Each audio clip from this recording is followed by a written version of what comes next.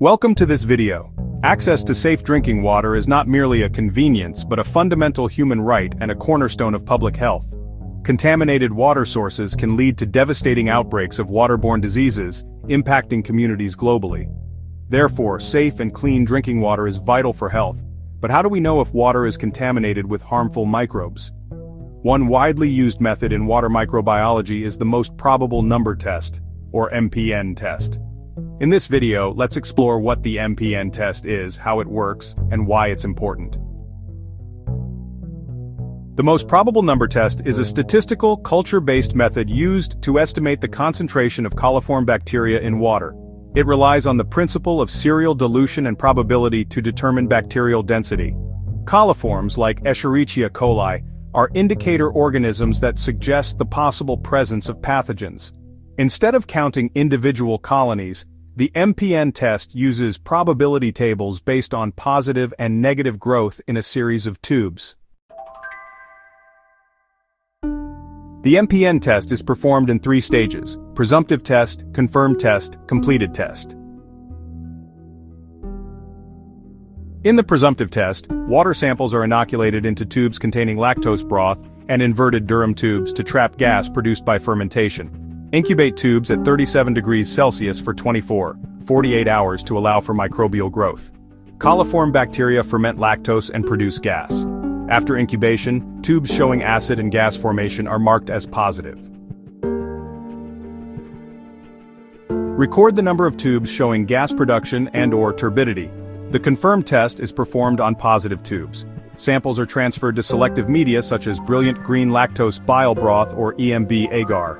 Growth with typical coliform characteristics such as metallic sheen colonies on EMB confirms the presence of coliforms. The completed test involves inoculating suspected colonies into lactose broth and nutrient agar slants, followed by gram staining. The presence of gram-negative non-spore-forming rods that produce gas confirms the identity of coliforms. Here's where statistics come in. The MPN is calculated using the number of positive tubes in different dilutions. For example, a 333 or 555 tube setup is common. The pattern of positive results is matched with an MPN table, which gives the most probable number of bacteria per 100 milliliters of water. A high MPN value indicates unsafe water. For potable water, the standard requires an MPN of 0 for coliforms, signifying complete absence.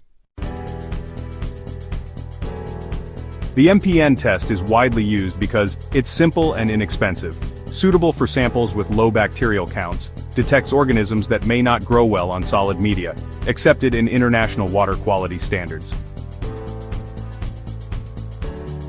But there are some limitations. It takes 24 to 48 hours or more. It provides only an estimate, not an exact count. Requires multiple tubes and careful handling.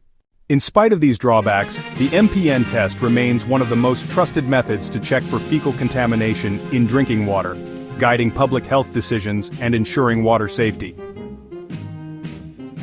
To sum up, the MPN test is a classical microbiological tool that combines science and statistics to keep our water safe.